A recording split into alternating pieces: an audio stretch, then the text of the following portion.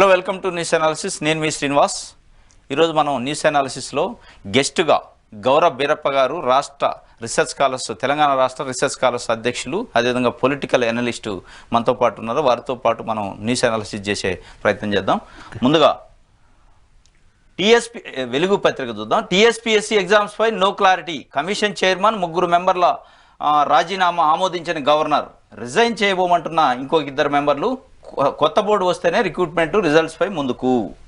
TSPSC exam పై కొత్త ప్రభుత్వం వచ్చిన కాడి నుంచి పెద్ద ఎత్తున దానిపైన సంస్కరిస్తారని, కొత్త బోర్డు వస్తుందని, ఇప్పుడు ఉన్న బోర్డులో దాదాపు ఒక 3 మెంబర్లు రాజీనామా చేశారు. చైర్మన్ కూడా రాజీనామా చేసిన పరిస్థితి ఉంది. ఇంకొక 2 మెంబర్లు రాజీనామా చేయడానికి నిరాకరిస్తున్నట్లు వార్తలు వస్తున్నాయి. ఈ రాజీనామాలు చేసిన వాళ్ళే కూడా పెండింగ్లో ఉన్నాయి. గవర్నర్ దగ్గర పెండింగ్లో పెట్టారు. గవర్నరు ఎందుకు పెండింగ్ పెట్టారంటే పేపర్ లీకేజ్ సంబంధించి, గ్రూప్స్ సంబంధించిన పేపర్ లీకేజ్ సంబంధించి అసలు ఆ వ్యవహారం పైన ఎంక్వైరీ చేసిన తర్వాతనే మీ రాజీనామాలను ఆమోదిస్తారు, దానికి బాధ్యులు ఎవరు అనేది తేలిన తర్వాతనే మేడము గవర్నర్ గారు దగ్గర పెట్టుకున్న పరిస్థితి. అది ఒకటి క్లారిటీ లేదు.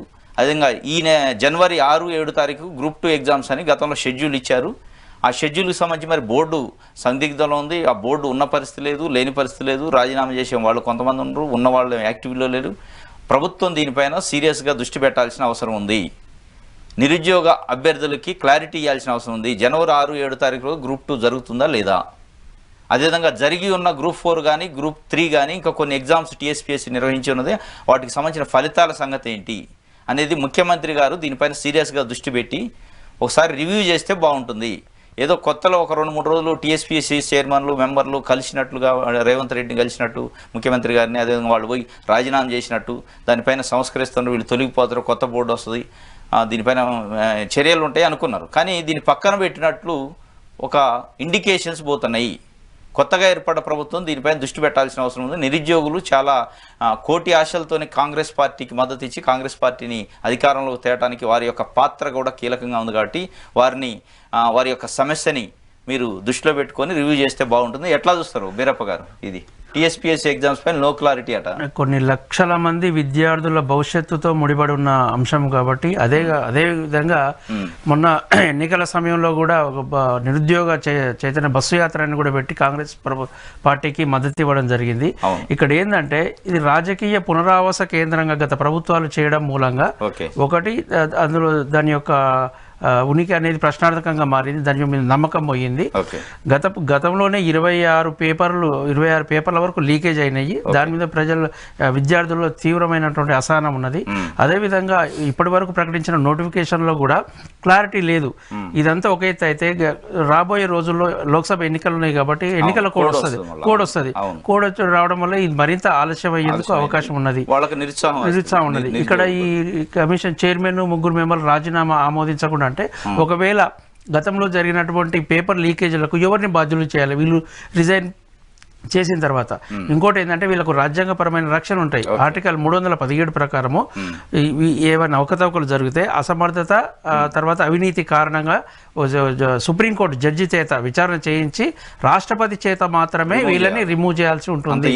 అంత ఈజీగా చేయలేదు. కానీ ప్రభుత్వం ఒకవేళ వాళ్ళ మీద ప్రెజర్ పెడితే తనంతట తానుగా రిజైన్ చేసేందుకు అవకాశం ఉంటుంది. గతంలో కిరణ్ కుమార్ రెడ్డి ఉన్నప్పుడు రిపుంజయ్ రెడ్డి అనే మెంబరు ససేమిరా అన్నాడు. ససేమిరా అంటే ప్రభుత్వం తీవ్రమైన ఒత్తిడి తేవడం మూలంగా ఆయన రిజైన్ చేసిపోవడం జరిగింది. అది ఏది ఏమైనప్పటికీ కూడా ప్రభుత్వం ఇప్పటికైనా దీని మీద ఒక క్లారిటీ ఇచ్చి ప్రజల్లో ఈ విద్యార్థుల్లో ఉన్నటువంటి అపనమ్మకం ఏదైతుందో డౌట్స్ క్లారిటీ చేయాల్సిన అవసరం ఉన్నది. ఎందుకంటే చాలా సీరియస్ మ్యాటర్. ఎందుకంటే చాలా మంది విద్యార్థులు కూడా చనిపోవడం జరిగింది. ఓకే, ఇంకొకటి ప్రధానంగా గ్రూప్ 2 ఎగ్జామ్ తేదీలకు సంబంధించి జరిగేది డౌటే అని చెప్పి ఒక సబ్ ఐటమ్ ఇచ్చారు. గ్రూప్ 2 ఎగ్జామ్ జనవరి 6-7 తేదీలో నిర్వహిస్తామని ఎన్నికల సమయంలో టీఎస్పీఎస్సీ ప్రకటించింది. రాష్ట్రంలో 783 గ్రూప్ 2 పోస్టుల భర్తీకి ఏడాది కింద నోటిఫికేషన్ ఇవ్వగా ఇప్పటికే 2 సార్లు ఈ పరీక్షలు వాయిదా పడ్డాయి. కమిషన్ చైర్మన్ మరో 3 సభ్యులు రాజీనామా చేయడం, కమిషన్ ప్రక్షాళన ఇష్యూ నేపథ్యంలో మరోసారి గ్రూప్ 2 ఎగ్జామ్ వాయిదా పడే అవకాశం ఉంది. అయితే వాయిదా అంశాన్ని మాత్రం అధికారికంగా ఎవరూ ప్రకటించలేదు. కమిషన్ చైర్మన్ లేదా మినిమం 3 సభ్యులు ఉంటేనే పరీక్షల నిర్వహణ గురించి అయినా వాయిదా గురించి అయినా ప్రకటించే ఛాన్స్ ఉందని అధికారులు అంటున్నారు. ఇక గ్రూప్ 1, గ్రూప్ 3 తదితర పరీక్షల నిర్వహణ అంశం కూడా పెండింగ్లో పడింది. 9,210 పోస్టుల భర్తీ కోసం నిర్వహించిన గ్రూప్ 4 ఫలితాలు విడుదల కాలేదు. వీటి కోసం లక్షలాది మంది ఎదురు చూస్తున్నారు. పలు పోస్టులకు సంబంధించి ఫలితాలు కూడా రావాల్సి ఉంది. ఇది కొన్ని లక్షల మందికి సంబంధించిన విషయం. కొన్ని లక్షల మందికి డౌట్తోనే ఎదురు చూస్తున్న పరిస్థితి. నిరుద్యోగులు, అసలు నిరుద్యోగుల ఆకాంక్షలే తెలంగాణ ఉద్యమానికి పునాది. నిరుద్యోగులు ఉద్యోగాలు వస్తాయి, మాకు నియామకాలు పెరుగుతాయి, తెలంగాణ వస్తాయి అనే ఉద్దేశంతో చేస్తే గత 10 సంవత్సరాలుగా ఏది ఏమైనప్పటికీ ఎంత కాదనుకున్నా నిర్లక్ష్యానికి గురి చేయబడ్డారు నిరుద్యోగులు. దాంట్లో డౌట్ లేదు. ఆ నిర్లక్ష్యానికి గురి చేయబడ్డ నిరుద్యోగులు 10 సంవత్సరాలు బీఆర్ఎస్ పరిపాలన చూసి విరక్తి వచ్చి వీళ్ళని ఎట్టి పరిస్థితుల్లో బీఆర్ఎస్ పార్టీ ప్రభుత్వం పోతే తప్ప మాకు న్యాయం జరగదు, నియామకాలు కావు అనే ఒక దృఢ సంకల్పంతో కాంగ్రెస్ పార్టీకి మద్దతు ఇచ్చి గెలిపించారు. కాబట్టి కాంగ్రెస్ పార్టీ ప్రభుత్వం కూడా చాలా సీరియస్గా దీనిపైన వారి యొక్క మనోభావాలను గమనించి పరిశీలించి మీరు సీరియస్గా ఈ గ్రూప్ 2 కానీ గ్రూప్ 3 కానీ గ్రూప్ 4 కానీ జరిగినవి కానీ జరగబోయేవి కానీ లేదా జరిగిన వాటి ఫలితాల గురించి కానీ చాలా సీరియస్గా వ్యవహరించాలి. ఎందుకంటే 3 సభ్యులు రాజీనామా చేసి ఉన్నారు. టీఎస్పీఎస్ చైర్మన్ రాజీనామా చేసి ఉన్నారు. ఆ రాజీనామాల ఆమోద విషయమై గవర్నర్ దగ్గర అవసరమైతే కూర్చొని గవర్నమెంట్ చర్చలు జరిపి, ఎందుకంటే రాజీనామా ఆమోదించినంత మాత్రంలో తప్పు చేసిన వ్యక్తి తప్పించుకోవడానికి లేదు, దేశం విడిచి పారిపోయేది లేదు. చట్టం దృష్టిలో వాడు చైర్మన్ అయి ఉండొచ్చు లేదా మెంబర్ అయి ఉండొచ్చు, కాకపోవచ్చు. కానీ చట్టం తలుచుకుంటే ఇంట్లో కూర్చున్నవాడు కూడా పట్టుకొచ్చి జైల్లో పెట్టే అవకాశం ఉంటుంది. కాబట్టి ఆ రాజీనామాని ఆమోదింపజేసుకొని ప్రభుత్వం ఇనిషియేటివ్ తీసుకొని కొత్త బోర్డు నియామకం చేస్తే తొందరగా ఈ కార్యక్రమం జరుగుతుంది. వారి యొక్క నిరుద్యోగుల యొక్క ఆకాంక్షలు, వారి యొక్క మనోభావాలను గౌరవించినట్లు అవుతుంది. కాబట్టి ప్రభుత్వం చాలా సీరియస్గా దీనిపైన చూడాల్సిన అవసరం. నేడు ప్రధాని మోదీతో సీఎం రేవంత్ భేటీ. ఢిల్లీకి వెళ్ళన్న సీఎం, డిప్యూటీ సీఎం. ప్రధాని నరేంద్ర మోదీతో Revanth Reddy, deputy CM Revanth Reddy, deputy CM బట్టి విక్రమార్క మంగళవారం భేటీ కానున్నారు. ఉదయం ఢిల్లీకి వెళ్ళన్న ఇద్దరు నేతలు ప్రధానితో మీటింగ్ సందర్భంగా రాష్ట్రానికి రావాల్సిన నిధులు, ఇతర అంశాలపై కొన్ని రిప్రజెంటేషన్లు ఇచ్చే అవకాశం ఉంది. సీఎంగా రేవంత్, డిప్యూటీ సీఎంగా బట్టి బాధ్యతలు చేపట్టాక ప్రధాని మోదీని కలవడం ఇదే మొదటిసారి. మరోవైపు కాంగ్రెస్ పార్టీ జాతీయ నాయకత్వాన్ని కూడా రేవంత్, బట్టి కలవనున్నారు. రాబోయే లోక్సభ ఎన్నికలు, కొత్త పీసీసీ చీఫ్ నియామకం, ఎమ్మెల్సీ పదవుల భర్తీ, కేబినెట్లో మిగిలి ఉన్న మరో 6 బెర్తులు తదితర అంశాలపై చర్చించే అవకాశం ఉంది. ఇక ఢిల్లీ పర్యటన తర్వాత వారిద్దరు నాగపూర్కు వెళ్ళనున్నారు. గురువారం అక్కడ జరిగే కాంగ్రెస్ ఆవిర్భావ వేడుకల్లో సీఎం, డిప్యూటీ సీఎం పాల్గొంటారని పార్టీ వర్గాలు వెల్లడించాయి. ఢిల్లీ టూర్ నేపథ్యంలో మంగళవారం నాటి ఖమ్మం పర్యటనను బట్టి రద్దు చేసుకున్నారు. మొట్టమొదటిసారిగా రేవంత్ రెడ్డి ఆధ్వర్యంలో ఏర్పడ్డ తెలంగాణ ప్రభుత్వానికి సంబంధించి Revanth Reddy CM, deputy CM బట్టి విక్రమార్క ప్రధానమంత్రిని అధికారికంగా ఒక కేంద్రానికి రాష్ట్రానికి సంబంధించిన రిలేషన్స్ గురించి చర్చించడానికి మర్యాదపూర్వకంగా కలిసి, దాంట్లో భాగంగా రాష్ట్రానికి సంబంధించిన విభజన హామీలు ఉన్నాయి. ఆంధ్రప్రదేశ్ పునర్విభజన చట్టం 2014 సంబంధించి కొన్ని హామీలు కేంద్ర ప్రభుత్వం ఇచ్చి ఉన్నదే అప్పటి కేంద్ర ప్రభుత్వం. దాని హామీల విషయంలో కొంత నిర్లక్ష్యానికి గురి కాబడ్డది రాష్ట్రం. ఆ హామీల అమలు గురించి, అదేవిధంగా రావాల్సిన కేంద్రం నుంచి రాష్ట్ర ప్రభుత్వానికి రావాల్సిన నిధుల గురించి, అదేవిధంగా రాష్ట్రం యొక్క ఆర్థిక పరిస్థితి గురించి ప్రధానమంత్రి గారికి వివరించి కొన్ని రిప్రజెంటేషన్స్ ఇచ్చి ఆ నిధుల విడుదలకు కూడా రిక్వెస్ట్ చేసే అవకాశం ఉంది. అదేవిధంగా గురువారం రోజు నాగపూర్లో జరిగే కాంగ్రెస్ ఆవిర్భావ దినోత్సవానికి కూడా అక్కడ నుంచి హాజరవ్వటం, అదేవిధంగా కాంగ్రెస్ పార్టీకి సంబంధించిన అగ్రనాయకులను కూడా కలిసి క్యాబినెట్లో ఇంకా 6 పోస్టులు భర్తీ కావాల్సి ఉంది. 6 మంత్రి పదవులు ఇంకా బ్యాలెన్స్ ఉన్నాయి. వాటి భర్తీకి సంబంధించి అదేవిధంగా నామినేటెడ్ పదవుల గురించి, పార్టీ పదవుల గురించి ఎవరెవరికి ఇవ్వాలి, ఏ విధంగా ముందుకు పోదాం, లోక్సభ ఎన్నికల నేపథ్యంలో కూడా లోక్సభ ఎన్నికలకు ఏ విధంగా వెళ్ళాలి అనే విషయాలను కూడా పార్టీ పెద్దలతో చర్చించే అవకాశం ఉంది ఇద్దరు నేతలు. ఇది ఢిల్లీ టూర్కి సంబంధించి ఈరోజు రేపు సీఎం మన తెలంగాణలో అందుబాటులో ఉండే అవకాశం లేదు. నెక్స్ట్ 28న ప్రజాపాలన కూడా కార్యక్రమం ప్రారంభమైతే అప్పటికల్లా వచ్చే అవకాశం కూడా ఉంది. ఎట్లా చూస్తారు? ప్రధాని మోదీతో భేటీ కావటం జరుగుతుంది. ఈయన బీజేపీ పార్టీ, వీళ్ళు కాంగ్రెస్ పార్టీ కొత్తగా ఎన్నికైంది. దీన్ని పార్టీ యాంగిల్లో ఏమైనా చూడాలా, లేదంటే ప్రభుత్వం రిలేషన్స్? పార్టీ యాంగిల్లో కాకుండా సీఎంగా రేవంత్ రెడ్డి ప్రమాణ స్వీకారం చేసిన మరుసటి రోజే కేంద్ర మంత్రి కిషన్ రెడ్డి గారికి ఫోన్ చేసి ఒక అపాయింట్మెంట్ పిఆర్ అన్నారు. ఎందుకంటే రాష్ట్రానికి సంబంధించినటువంటి నిధులు ఎన్నో చాలా పెండింగ్లో ఉన్నాయి. అదేవిధంగా బైఫర్కేషన్ యాక్ట్లో కేంద్ర ప్రభుత్వం ఏదైతే హామీలు ఇచ్చిందో హామీలు నెరవేర్చేందుకు, ఆ నిధులు రాబట్టేందుకు ఒకటి, తర్వాత త్రిబుల్ ఆర్ గురించి, రీజనల్ రింగ్ రోడ్ అంశం మీద, ఈ ఇతరత్ర విషయాల మీద చర్చించేందుకు ఢిల్లీ ప్రయాణం. ఇది పార్టీ కోణంలో కాదు, కేంద్రం రాష్ట్రం మధ్య ఉన్నటువంటి సంబంధాలు ఏదైతున్నాయో ఆ కోణంలో. నాకేమనిపిస్తుంది అంటే గత సంవత్సరాల కాలంగా కేసీఆర్ మోడీని కలవలే. కనీసం రాష్ట్రానికి వచ్చినా స్వాగతం పలకటం కానీ కలవటం చేయలే. దానికి దీనికి కంపేర్ చేస్తే ఎట్లా అనిపిస్తుంది? అంటే గతంలో ఇదేంటి కాంగ్రెస్ పార్టీ వాస్తవంగా అయినా కానీ గతంలో ఉన్న కేసీఆర్ ఏంటంటే ఈగోగా ఫీల్ అయ్యాడు, నేను అతని దగ్గరికి ఓడవేంది అనే ఒక ఫీలింగ్ లో రాష్ట్రానికి చాలా నష్టం జరిగింది. అదేది కాకుండా సాధ్యమైనంత మేర ఇప్పుడు నిధులు రాబట్టుకోవాలనే ఉద్దేశంతోనే ప్రస్తుత ప్రభుత్వం ఉంది కాబట్టి దీన్ని పార్టీ యాంగిల్లో కాకుండా ప్రభుత్వ యాంగిల్లోనే చూడాల్సి ఉంటుంది. ఓకే. తెలంగాణలో ఇండియన్ సైన్స్ కాంగ్రెస్ ఫిబ్రవరిలో జేఎన్టీయూలో నిర్వహణ. ముఖ్య అతిథిగా హాజరుకాన్న ప్రధాని మోదీ చివరిసారి 2006లో హైదరాబాద్లో సదస్సు. దేశంలో అత్యంత ప్రతిష్టాత్మకంగా నిర్వహించే ఇండియన్ సైన్స్ కాంగ్రెస్ సంబంధించి జనరల్గా ప్రతి సంవత్సరం జనవరి 3న ప్రారంభమైంది. ఇది 109వ ఇండియన్ సైన్స్ కాంగ్రెస్. పంజాబ్లోని ప్రొఫెషనల్ లవ్లీ యూనివర్సిటీ అని ఒకటి ఉంటుంది, private university, lovely professional university అని వాళ్ళు నిర్వహిస్తామని గతంలో వాళ్ళు మొత్తం దానికి సంబంధించిన ఏర్పాట్లు చేసుకున్నారు. వాళ్ళు మేమే నిర్వహిస్తామని ప్రభుత్వం దగ్గర అనుమతి తీసుకొని చివరిలో హ్యాండ్ ఇచ్చిన పరిస్థితి. పంజాబ్కు సంబంధించిన private university, professional lovely university అనేది వాళ్ళు హ్యాండ్ ఇస్తే మన తెలంగాణకి ఒక రకంగా ఇది ఒక ప్రతిష్టకి సంబంధించింది. తెలంగాణకు అవకాశం వచ్చింది. 2006లో రాజశేఖర రెడ్డి ముఖ్యమంత్రిగా ఉన్నప్పుడు ఒకసారి వచ్చింది, జేఎన్టీయూ నిర్వహించింది. ఇప్పుడు కూడా జేఎన్టీయూకి అవకాశం వచ్చింది, జవహర్లాల్ నెహ్రూ యూనివర్సిటీకి. అది కాంగ్రెస్ పార్టీ ప్రభుత్వం ఆధ్వర్యంలో మళ్ళీ రావడం అనేది కూడా ఒక అదృష్టం. దీన్ని చాలా ఇనిషియేటివ్ తీసుకొని దీనివల్ల కొన్ని సైంటిఫిక్ డెవలప్మెంట్స్ కానీ ఆ రీసెర్చ్కి సంబంధించిన పేపర్స్ కానీ అదే ప్రధానమంత్రి దేశంలో ఉన్న అందరు సైంటిస్టులు వచ్చే అవకాశం ఉంది కాబట్టి దీన్ని వినియోగించుకోవడం చాలా సంతోషకరమైన విషయం. తెలంగాణకు సంబంధించి ప్రతిష్ట పెరిగే అవకాశం ఉంది దీన్ని బట్టి. ఇంకొక వార్త ప్రధానంగా 29న మేడిగడ్డ వద్ద పవర్ పాయింట్ ప్రజెంటేషను. కాళేశ్వరము దాని బ్యారేజీల పరిస్థితిని వివరించిన మంత్రి ఉత్తమ్ కుమార్ రెడ్డి. పర్యటనలో మంత్రి శ్రీధరబాబు, బ్యారేజీలను కట్టిన సంస్థల ప్రతినిధులు కూడా. కాళేశ్వరం ప్రాజెక్టులోని ప్రధాన బ్యారేజీ మేడిగడ్డను ఈ నెల 29న రాష్ట్ర ఇరిగేషన్ శాఖ మంత్రి ఉత్తమ్ కుమార్ రెడ్డి, ఐటీ ఇండస్ట్రీస్ శాఖ మంత్రి దుదిల్ల శ్రీధరబాబు పరిశీలించిన అదే రోజు అక్కడే Kaleshwaram project, doctor BR Ambedkar Pranahita Chevella lift irrigation స్కీమ్పై మంత్రి ఉత్తమ్ పవర్ పాయింట్ ప్రజెంటేషన్ ఇవ్వనున్నారు.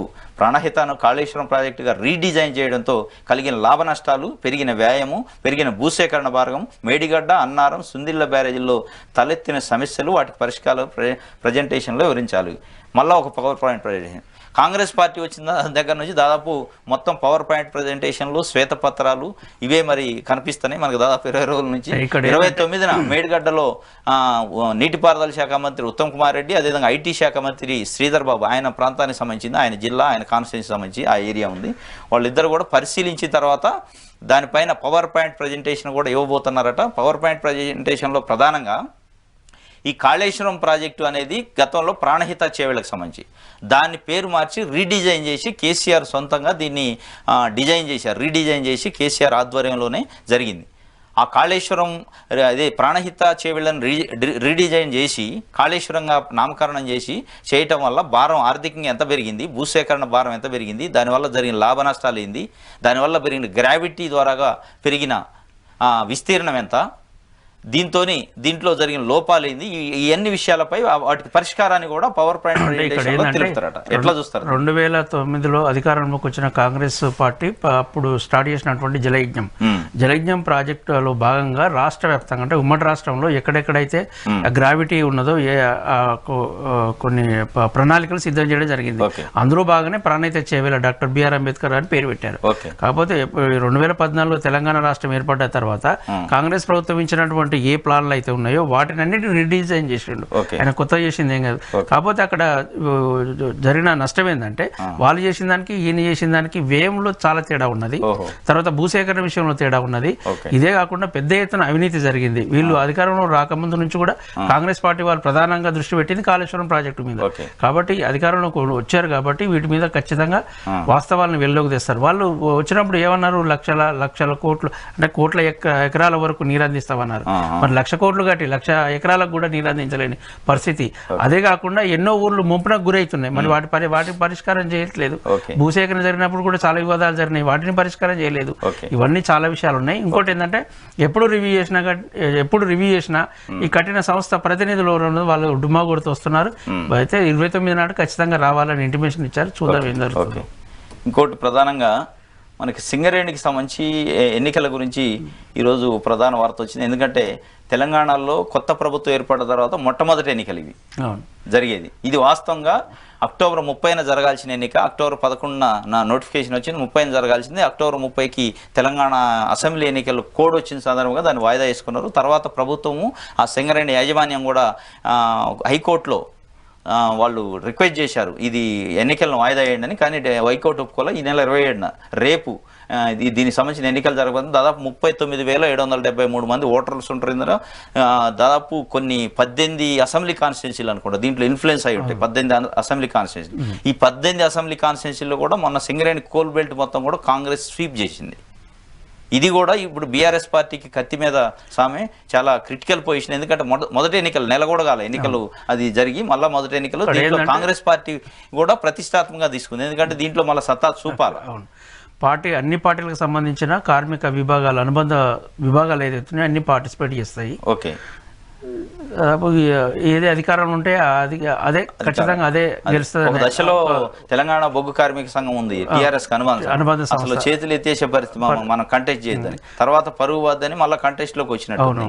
ఎందుకంటే ఆ రేంజ్ లో భయం ఉంది బీఆర్ఎస్ పార్టీకి. రాష్ట్ర ప్రభుత్వానికి అందులో 51% వాటా ఉన్నది. గతంలో కాంగ్రెస్ టీఆర్ఎస్ వాళ్ళు ఏం చెప్పారంటే ఓపెన్ కాస్ట్ ఏదైతే ఉన్నదో ఓపెన్ కాస్ట్ మేము వ్యతిరేకం అన్నారు.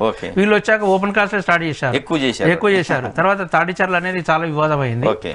అది కూడా ఒకవేళ ఈ కాంగ్రెస్ ప్రభుత్వం దాటి మీద కూడా దృష్టి సారిస్తుంది అనుకుంటాం.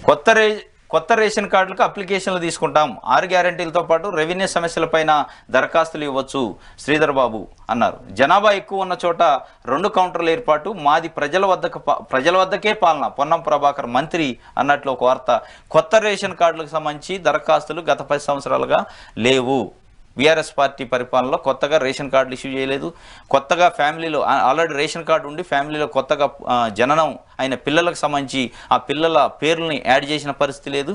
వీటన్నిటిపైన ప్రభుత్వం ప్రజాపాలన 28 నుంచి జనవరి 6 వరకు ఉన్న ప్రజాపాలనలో చాలా క్లారిటీగా ఉంది. 6 గ్యారెంటీలకు సంబంధించిన దరఖాస్తులను తీసుకోవడంతో పాటు రేషన్ కార్డు లేని వాళ్ళు కంగారు పడాల్సిన అవసరం లేదు, ఆందోళన చెందాల్సిన అవసరం లేదు. కొత్త రేషన్ కార్డును కూడా మేము అప్లికేషన్స్ తీసుకుంటాము.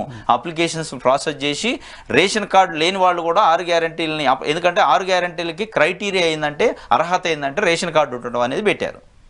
ఇప్పుడు పెద్ద ఎత్తున జిల్లాలలో తెలంగాణ మొత్తం ఆందోళన అయిందంటే రేషన్ కార్డు లేని వాళ్ళకి మాకు రేషన్ కార్డు లేదు, ఈ స్కీమ్ మేము బెనిఫిట్ పొందొచ్చా లేదా, మేము ఏమన్నా అనర్హులుగా ప్రకటిస్తారా మమ్మల్ని అని ఒక ఆందోళన చెందుతున్నారు. ప్రభుత్వం చాలా క్లారిటీగా ఉంది. రేషన్ కార్డు లేని సంగతి ప్రభుత్వానికి తెలుసు. రేషన్ కార్డులు ఇష్యూ చేస్తారు కొత్త అని చెప్తున్నారు. అదేవిధంగా రేషన్ కార్డు లేని వాళ్ళకి ఇప్పటికిప్పుడు ఇష్యూ చేయనప్పటికీ వాళ్ళని ఏ విధంగా ఈ అర్హుల జాబితాలో తీసుకోవాలనేది కూడా ప్రభుత్వం చాలా సీరియస్గా ఆలోచిస్తుంది, చాలా క్లియర్గా చెప్పిన పరిస్థితి. కాబట్టి ఎక్కడ ప్రజలు ఆందోళన చెందాల్సిన అవసరం లేదు. రేషన్ కార్డు లేని వాళ్ళు కూడా 6 గ్యారెంటీలకు దరఖాస్తు చేసుకోవచ్చు. దాంతోపాటు 6 గ్యారెంటీలు కాక రేషన్ కార్డుకు కూడా దరఖాస్తు చేసుకోవచ్చు. రెవెన్యూకి సంబంధించిన ధరణికి సంబంధించిన సమస్యలు ఉన్న ఆ గ్రామ సభలో ఇవ్వచ్చు అని కూడా దుద్దిల్ల శ్రీధర్ బాబు ఐటీ శాఖ మంత్రి నిన్న వెల్లడించారు. కాబట్టి ఎక్కడా ప్రజలు హైరాణ పడొద్దు, ఆందోళన చెందవద్దు. ప్రశాంతంగా మీరు 28 నుంచి 6 వరకు మీ గ్రామాలకు ఏదైతే ప్రిస్క్రైబ్డ్ డేట్ ఉంటుంది వాళ్ళు ఒక డేట్ ఇస్తారో ఆ డేట్ రోజు మీ దగ్గరే మీ గ్రామంలోనే కౌంటర్స్ పెడతారు. 100 మందికి 100 కుటుంబాలకు ఒక కౌంటరు. ఆ కౌంటర్ దగ్గరికి వెళ్ళి ప్రశాంతంగా ఆ ఫామ్స్ నింపండి. ఎందుకంటే ఫామ్స్ కూడా ముందే మీకు వస్తాయట. ఆ ఫామ్స్ నింపి సబ్మిట్ చేయండి. ఎక్కడ కూడా మళ్ళీ వీళ్ళు ఇక్కడ ప్రజలు కొంత కన్ఫ్యూజన్లో ఉన్నారు. గతంలో ఈ దళిత బంధుకు కానీ బీసీ బంధుకు కానీ గృహలక్ష్మి అని ఈ రకరకాల దానికి కేసీఆర్ ప్రభుత్వం ఉన్నప్పుడు మీ సేవల చుట్టూ జిరాక్స్ సెంటర్ల చుట్టూ తిరిగిన పరిస్థితి ప్రజలుంది. అట్లాంటివి చేయొద్దు. ఎందుకంటే ప్రభుత్వం చాలా క్లియర్గా చెప్పింది ఏ ధ్రువపత్రాలు అవసరం లేదు, ఓన్లీ రేషన్ కార్డు మీ ఆధార్ కార్డు చాలు. ఈ క్యాస్ట్ కావాలా, ఇన్కమ్ కావాలా, లోకల్ ఏరియా కావాలా అట్లాంటివి లేవు. మీరు వాటి కోసం ఎంఆర్ఓల చుట్టూ ఆఫీసుల చుట్టూ తిరిగి టైం వేస్ట్ చేసుకోవద్దు, డబ్బులు వేస్ట్ చేసుకోవద్దు. ఓన్లీ మీ యొక్క ఆధార్ కార్డు మీ రేషన్ కార్డు జత చేస్తే చాలు, జిరాక్స్. కాబట్టి చాలా ప్రభుత్వం క్లియర్గా ఉంది. కాబట్టి ఆందోళన చెంది ప్రభుత్వ అధికారులను ఆందోళన పెట్టి కన్ఫ్యూజన్ కావద్దని చెప్పి ప్రభుత్వం చెబుతుంది. ప్రజలు కూడా గమనించుకోవాలి. ఎందుకంటే రేపు లేదు ఎల్లుండి నుంచే స్టార్ట్ అవుతుంది. మీ గ్రామాలలో ఏ తేదీన గ్రామ సభ ఉంటుంది అనేది కూడా ఆ గ్రామంలో సెక్రటరీ చెప్తారు. ఆ తేదీ రోజు మీరు ఏది పని పెట్టుకోకుండా ఆ సబ్మిషన్ చేసి ఏర్పాటు చేసుకుని ఆందోళన చెందొద్దు, ఎక్కడ కంగారు పడొద్దు, ఎక్కడ బినామీలు నమ్మొద్దు, ఎక్కడ ఫైరేకారులు నమ్మే అవసరం లేదు. ప్రభుత్వం చాలా క్లియర్గా ఉంది. అక్కడ గ్రామ స్థాయిలో ఎదిరి రెగ్యులేటర్లు కానీ పార్టీ నాయకులు కానీ ఏ పార్టీ అన్న కావచ్చు కొంచెం షో చేయబోతారు, ఓవర్ యాక్షన్ చేయబోతారు. వాళ్ళ ఓవర్ యాక్షన్ ట్రాప్లో పడొద్దు. ఇందులో కొన్ని దందాలు కూడా నడతాయి. మేము పైసలు ఇస్తే మేము అది ఇప్పిస్తాం ఇది ఇప్పిస్తాం అని చెప్పి అప్లికేషన్స్ దగ్గర కొంచెం హడావుడి చేసే బ్యాచ్ ఉంటుంది. వాళ్ళతో కూడా తస్మత్ జాగ్రత్త. మీరు ఎక్కడా కూడా ఆధారపడద్దు. ఓన్లీ అధికారిని కలవండి, అధికారితో మాట్లాడండి. ఎక్కడ జంకాల్సిన అవసరం లేదు, భయపడాల్సిన అవసరం లేదు. ప్రభుత్వ అధికారులకు కూడా ప్రభుత్వం చాలా క్లియర్గా చెప్పింది, రూల్స్ కాదు మానవీయ కోణంలో సమస్యలను పరిష్కరించండి అన్నది. ప్లస్ ఎంతైతే అట్టడుగున చివరి వరుసలో నిల్చున్న లబ్ధిదారులకు మనం చేయటమే మన లక్ష్యం అని కూడా చెప్పింది. చివరి వరుసలో నిల్చున్న లబ్ధిదారులకి గౌరవించడమే మన లక్ష్యం అని చెప్పింది. కాబట్టి ఎక్కడ కూడా కలెక్టర్ స్థాయి అధికారులు కూడా మీరు నిలదీయొచ్చు, అడగవచ్చు, మీ సమస్య ఏదైనా ఉంటే చెప్పొచ్చు. ఇది ఎట్లా చూస్తారు? కొత్త రేషన్ కార్డులు కూడా ఇస్తుందట. అంటే ప్రజాపాలన అనే ఒక పథకం పెట్టి అందులో కాంగ్రెస్ పార్టీ ఏదైతే హామీలు ఇచ్చిందో హామీలను నెరవేర్చేందుకు అధికారంలో అంటే ఉంటుందా ప్రజాపాలన? కేసీఆర్ కూడా ప్రజాపాలన చేసిండు, మీ సేవల చుట్టూ తిప్పిండు, ఏ అన్ని అప్లికేషన్లు దానికి దీనికి తేడా ఏంటంటే ఏది వాళ్ళు వచ్చి మండల స్థాయికి మండలంలోకి వచ్చేది, వస్తే అధికారి అందుబాటులో ఉండపోయేది, ఉన్నా కానీ ఏదో సాకులు చెప్పేది, రోజుల తరబడి తిరుగుతూనే ఉండేది.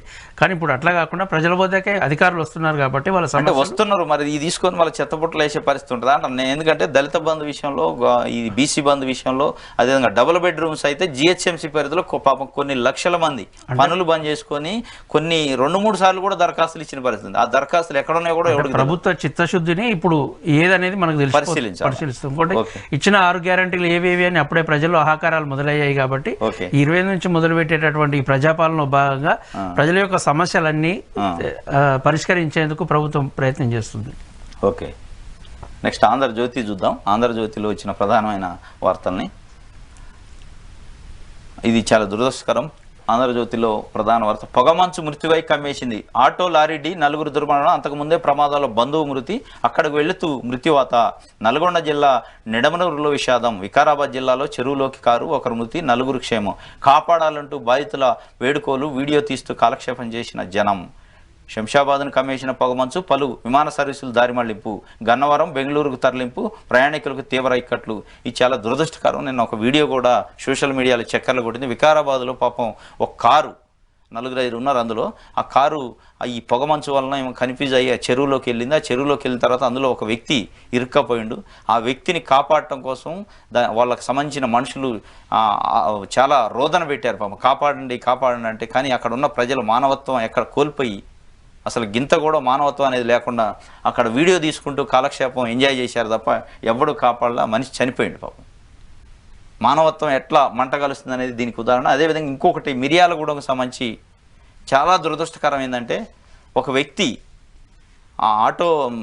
ఒక వ్యక్తి 2 వీలర్ మీద వెళ్ళే వ్యక్తి యాక్సిడెంట్ అయి చనిపోయిండు. ఆ చనిపోయిన విషయం వాళ్ళ బంధువులకు తెలిస్తే ఆ బంధువులు ఒక ఆటో కట్టుకొని ఆ చనిపోయిన వ్యక్తి కాడికి వెళ్తుంటే ఈ ఆటోకు కూడా యాక్సిడెంట్ జరిగింది. ఈ పొగమంచు వల్ల పాపం.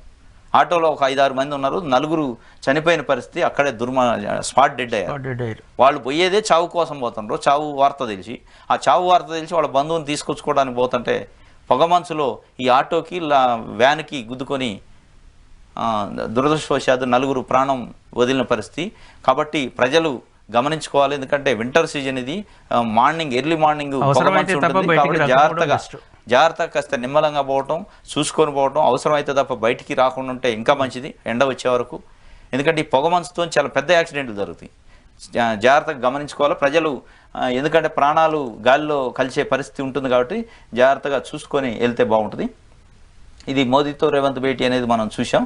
అదేవిధంగా సినీ నటుడు చిరంజీవి నిన్న ముఖ్యమంత్రి రేవంత్ రెడ్డిని కలిసిన విషయం కూడా ఒక ఫోటో వేశారు. ఇది ఒకటి.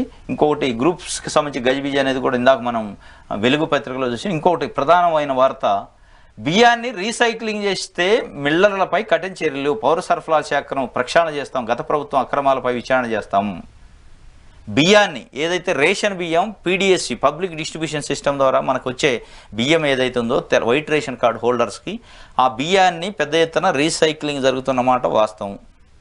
అది నిజం. ఒప్పుకున్నా ఒప్పుకోకపోయినా అది నిజం. దాంట్లో డౌటే లేదు. ఎందుకు అంటే ఈ రీసైక్లింగ్పై కఠిన చర్యలని ప్రభుత్వం చెప్తుంది. అది సాధ్యమయ్యే పని కాదు.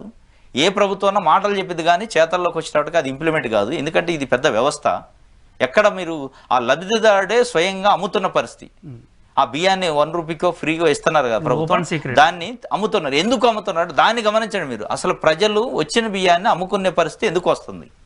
దాని మీద మీరు దెబ్బ కొట్టాలి, దాన్ని పరిశీలించాలి, దాన్ని కట్టడి చేయటం. ప్రజలే వాలంటరీగా ఎందుకు అమ్ముతున్నారు అనేది, ఎందుకు అంటే మక్కిపోయిన బియ్యం, స్మెల్ వచ్చే బియ్యం, దొడ్డి బియ్యం, ఆ పౌడర్ వేసిన బియ్యం ప్రజలు తినే పరిస్థితి లేదు. కాబట్టి అదే మీరు తినగలిగే అవకాశం ఉన్న బియ్యాన్ని, సన్న బియ్యాన్ని ఇచ్చుంటే ఆ రీసైక్లింగ్ మీరు వేరే చర్యలు తీసుకునే అవసరమే లేదు.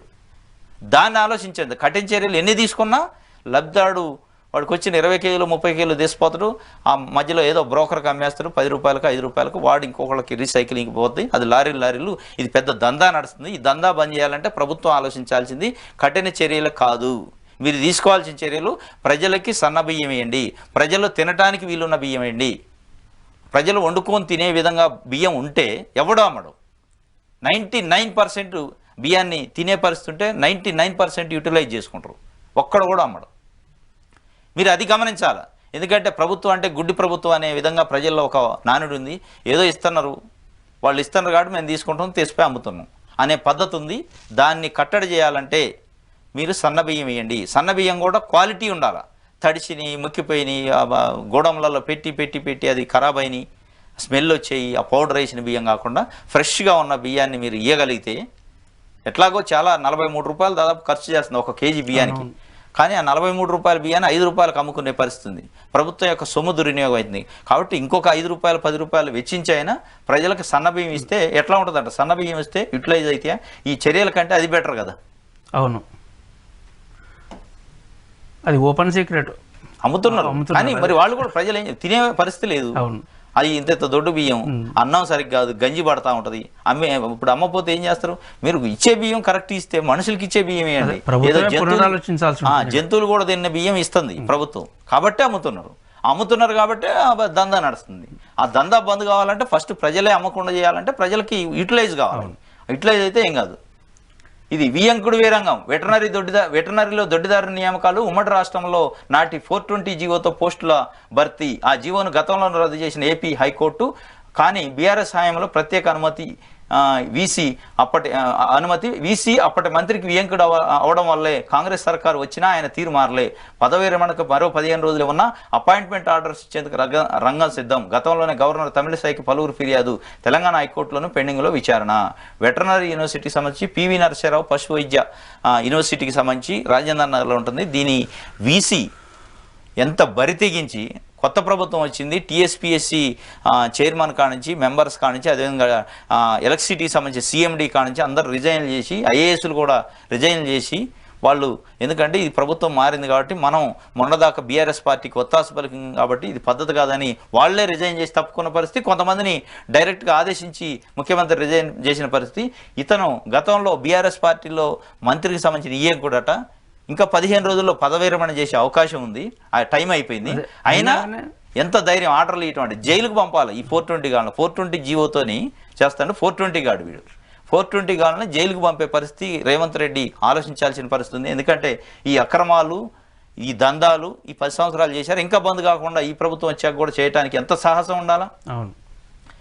ఇది కొంచెం ప్రభుత్వం కూడా ఆలోచించాలి.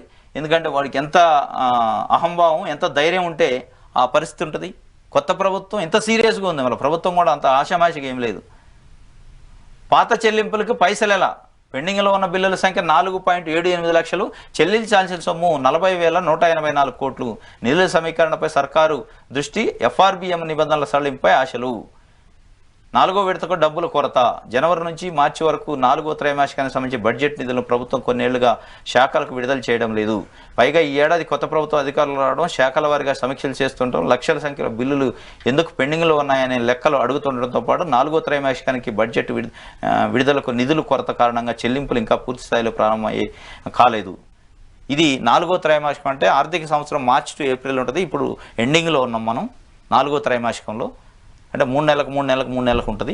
ఈ 4వ త్రైమాసికానికి సంబంధించి ఇంతవరకు డబ్బులు లేవు ప్రభుత్వం దగ్గర. ఏ విధంగా చెల్లింపులు చేయాలని తెలియని పరిస్థితి. గత ప్రభుత్వం అన్ని పెండింగ్లు పెట్టి కూర్చుంది. 40,154 కోట్లు బిల్లులు పెండింగ్ ఉన్నాయి పనులు చేసి, కాంట్రాక్టర్లు అయితే వీళ్ళకి సంబంధించి. ఆ పెండింగ్ పెట్టేసి వాళ్ళు ఏదేదో వాళ్ళ ప్రయారిటీస్ ప్రకారం ఏదేదో పనికిరాని స్కీములు అన్ని పెట్టి ఆ పెండింగ్ బిల్లులు ఉన్నాయి. ఇప్పుడు ప్రభుత్వానికి కత్తి వేస్తాము. ఈ పెండింగ్ బిల్లులు క్లియర్ చేయాలా, మళ్ళీ ఈ త్రైమాసికం నుంచి నిధులు కేటాయించాలి. చూస్తే బడ్జెట్ లేదు, రోజువారీ ఖర్చులకోటి. కాబట్టి మరి ప్రభుత్వం ఏం చేస్తూ చూడాలి. ఈ రోజు కూడా ఇప్పటి వరకు వేయలేదు కదా. ఈ రోజు ప్రధాని కూడా కలుస్తున్నారు మరి ఎఫ్ఆర్బిఎం సడలింపు 2 లక్షల రుణమాఫీ నిధులు తెస్తారో చూడాలా. వాళ్ళు ప్రకటించిన శ్వేతపత్రంలో 2 లక్షల కోట్ల సంపద సృష్టించన్నాడు. మరి ఇవన్నీ ఏంది? మళ్ళా కేటీఆర్ మన హీరో వచ్చిండు. సార్వత్రికంలో సత్తా చాటుదాం. జనవరి 3 నుంచి సన్నద్ధత సమావేశాలు. చేవెళ్ల నియోజకవర్గమై సమీక్షలో కేటీఆర్. ఎంపీ అభ్యర్థిగా రంజిత్ రెడ్డి పేరు ప్రకటన. అసెంబ్లీ స్థానాల్లో ఓడిపోయిన అభ్యర్థులే ఇన్ఛార్జీలని వెల్లడి. నిన్న బీఆర్ఎస్ పార్టీకి సంబంధించిన వర్కింగ్ ప్రెసిడెంట్ రివ్యూ చేసినట్టు పార్లమెంట్ ఎన్నికలకు సంబంధించి రోజు ఒక 2-3 పార్లమెంట్ కాన్స్టిట్యున్సీలని రివ్యూ చేస్తున్నట్టు నిన్న చేవెళ్లకు సంబంధించి రివ్యూ జరిగింది. ఆ చేవెళ్లకు సంబంధించి రివ్యూలో దాదాపు చేవెళ్ల పార్లమెంట్ కాన్స్టిట్యున్సీలో 7 అసెంబ్లీ స్థానాలుంటే 4 టీఆర్ఎస్ గెలిచింది, బీఆర్ఎస్ పార్టీ 3 కాంగ్రెస్ గెలిచింది. వికారాబాదు, తాండూరు, అదేవిధంగా మహేష్ ఇంకొకటి ఏదో ఆ 3 గెలిచింది. మిగతా చేవెళ్ల, రాజేంద్ర నగరు, మన మహేశ్వరం, అదేవిధంగా షేర్లింగంపల్లి బీఆర్ఎస్ పార్టీ గెలిచింది. వాళ్ళు కొంత 1,00,000 ఓట్ల మెజార్టీ ఉందనుకుంటా. మొన్న వచ్చిన ఓట్ల ప్రకారం బీఆర్ఎస్ పార్టీకి లీడింగ్ ఉంది అక్కడ. మళ్ళా ఆ సీట్ని కాపాడుకోవాలనే విషయం చూస్తున్నారు. ఎందుకంటే కాంగ్రెస్ పార్టీ మూడ్లో ప్రజలు ఉన్నారు. దాన్ని ఏ విధంగా మనం చేయాలని చెప్పి రంజిత్ రెడ్డిని సిట్టింగ్ ఎంపీనే కంటెస్ట్ చేయమన్నారు. ఎట్లా ఉంది సార్వత్రికంలో చెత్తా చాటుతారా? చాటలేరు. ఎందుకంటే ఇంతకుముందు అసెంబ్లీ పార్లమెంట్ ఉన్నాయి. అధికారంలో ఉన్నప్పుడే సారు కారు 16 అన్నారు. 9కి పరిమితం అయ్యారు. ప్రస్తుతం అధికారంలో లేరు. జనాల్లో ఇంకా వాళ్ళ మీద ఉన్నటువంటి కసి అనేది పోలేదు. ఇంకోటి ప్రధానంగా మనం చర్చించుకోవాల్సింది ఏంటంటే ఇది కేంద్రానికి సంబంధించిన అంశం. ఒకవేళ 16కు 16 గెలిచినా కానీ టీఆర్ఎస్ పార్టీ 16కు 16 గెలిచిన పోయి అక్కడ పోయి చేసేది ఏం లేదు. అటు రూలింగ్ పార్టీకి ఫేవర్ ఉండే అవకాశం. ఒకవేళ గెలిచినా కానీ అటు బీజేపీకో లేకపోతే కాంగ్రెస్ కో మద్దతు ఇవ్వాల్సి ఉంటుంది. ఒకవేళ ఒక సీట్లో అయితే అంటే కేసీఆర్ మహారాష్ట్ర కూడా పోటీ చేస్తా అంటాడు ప్రధానమంత్రి అయితే. ఒకవేళ ఇవన్నీ ఒక 50-60 సీట్ల వరకు సాధిస్తే తప్ప వీళ్ళతో అయ్యేది కాదు, పోయేది కాదు. నాకు తెలిసి ఇక్కడ వచ్చేది మాత్రం 0. కాంగ్రెస్ పార్టీ 10 నుంచి 12 వరకు గెలుచుకునేందుకు అవకాశం ఉన్నాయంటే ఏబిఎన్సీ ఓటర్ సర్వే కూడా వెల్లడించింది. బీజేపీ కూడా 3 నుంచి 5 వరకు గెలుచుకుంటుంది.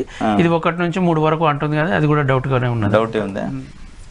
ఇంకోటి సాక్షి పేపర్ సంబంధించి సొంత జాగా ఉన్న వారికే ఇంధనం ఇళ్ల మంజూరుపై రాష్ట్ర ప్రభుత్వం కసరత్తు. మలివిడతలో జాగా లేని వారికి ఇంటి స్థలాల పంపిణీ. అమరుల కుటుంబాలకు మాత్రం త్వరలోనే ప్లాట్ల పంపిణీ. ప్రజాపాలన కార్యక్రమంలో ఇంధనమ్మ దరఖాస్తుల స్వీకరణ. అర్హులైన పేదలను గుర్తించి పథకం కోసం ఎంపిక. ఇంటి నిర్మాణం కోసం 5 లక్షలు ఇవ్వనున్న సర్కారు. లబ్ధిదారులు వెంటనే పనులు చేపట్టలే ఏర్పాట్లు. ఇళ్ల నిర్మాణం డిజైన్ విషయంలో మాత్రం పలు సందేహాలు. ఇంటి స్థలాల పంపిణీ కోసం త్వరలోనే భూసేకరణ చేపట్టాలని నేను ప్రజాపాలన దరఖాస్తులు ఈ నెల 25 నుంచి స్వీకరిస్తున్నారు. ప్రజల్లో ఒక సందేహాలు చాలా ఉన్నాయి. ఎందుకంటే జాగా లేని వాళ్ళకి ఏ విధంగా ఇస్తారు ఇంధనం ఇళ్ళు? 5 లక్షలు సాయం చేస్తాం జాగా ఉన్న వాళ్ళకి ఇల్లు కట్టుకోవడానికి పేదవాళ్ళకి అని చెప్పి ఒక స్కీమ్ పెట్టింది. కానీ జాగా లేని వాళ్ళు ఉన్నారు. వాళ్ళ పరిస్థితి ఏందని జాగా లేని వాళ్ళు ఆందోళన చెందుతున్నారు. జాగా ఉన్న వాళ్ళకే ఫస్ట్ ప్రయారిటీ ఇస్తారట. నెక్స్ట్ మలి దశలో జాగా లేని వాళ్ళకి జాగాని ఏ విధంగా అంటే స్థలాన్ని ఏ విధంగా ఏదన్నా సేకరించి పంచటం అనేది కూడా ఆలోచిస్తాం అని చెప్పి ఒక వార్త వచ్చింది. ఆలోచించడానికి ప్రభుత్వం చూస్తున్నట్లు. కాబట్టి జాగా లేని వాళ్ళకి ఈ ఫస్ట్ విడతలో కాకపోవచ్చు, మలి విడతలో మటుకి జాగా లేని వాళ్ళని ఎంతమంది ఉన్నారో గుర్తించి ఆ స్థలాలు లేని వాళ్ళకి ఏదైనా భూమిని స్వీకరించి ప్రభుత్వ భూమి అంటే ప్రభుత్వ భూమి లేదంటే ప్రైవేట్గా కొని పంపిణీ చేసే కార్యక్రమం కూడా చేస్తుంది అని చెప్పి అంటున్నారు. అమరవీరుల కుటుంబాలకు మట్టికి వాళ్ళు 250 గజాలు స్థలం ఇచ్చి ఇల్లు కూడా కట్టిస్తామని చెప్పి ఒక హామీ ఇచ్చారు. దాన్ని త్వరలో పంపిణీ కార్యక్రమం చేస్తామని కూడా ఒకటి ఇచ్చారు. ఇది ఒక రకంగా సంతోషకరం. ఎందుకంటే అమరవీరుల కుటుంబాలు గత 10 సంవత్సరాలుగా బాగా నిర్లక్ష్యానికి గురి కాబడ్డారు. కాబట్టి ఇది ఒక రకంగా మంచిదే. ఎందుకంటే అమరవీరుల కుటుంబాలని గత ప్రభుత్వం నిర్లక్ష్యం చేస్తే ఈ ప్రభుత్వం ఆదుకోవటం అనేది కూడా చాలా శుభపరిణామం. నెక్స్ట్ మనం నమస్తే తెలంగాణ బీఆర్ఎస్ పార్టీకి సంబంధించి వార్తలు ఏమున్నాయి చూద్దాం. నమస్తే తెలంగాణలో రేషన్ కార్డు లేనోళ్ళు దరఖాస్తులు అబ్బో క్వశ్చన్ వేసిండు. బీఆర్ఎస్ పార్టీ క్వశ్చన్ వేస్తుంది. రేషన్ కార్డు లేని వాళ్ళకి దరఖాస్తులు నువ్వే కదా నాయన అయ్యేది. రేషన్ కార్డు 10 సంవత్సరాల నుంచి ఒక కార్డు ఇవైతే మళ్ళీ ఇవాళ ఎట్లా అంటే నీ పాపమే ఇది. ఇప్పుడు మీ పాపానికి ప్రాయశ్చిత్తమే ఇది. ప్రజలు ఈరోజు ఆందోళన చెందాల్సింది ఎందుకు వస్తుంది? మీరు టైం టు టైము ఇయర్లీయో 2 ఇయర్స్కో ఏడ్చి ఉంటే పక్కాగా ఏడ్చి ఉండి మీరు చేయాల్సిన పని మీరు చక్కగా నిర్వర్తించి ఉండే రేషన్ కార్డులు పేదవాళ్ళకి ఇచ్చి ఉంటే పెళ్లిళ్ళు అయిన వాళ్ళకి పిల్లలు పుట్టిన వాళ్ళకి యాడింగే చేయలేదు. ప్రతి సంవత్సరం కుటుంబాల సంఖ్య దివాలాకోరు నిర్ణయాలు తీసుకొని మీరు ఒక రాజరిక పరిపాలన చేసి ఒక దరఖాస్తు తీసుకున్న పరిస్థితి లేదు. మళ్ళీ రేషన్ కార్డు లేని వాళ్ళు దరఖాస్తులు ఎట్లా? అబ్బో ఏదో సింపతి మళ్ళీ ప్రజలపైన.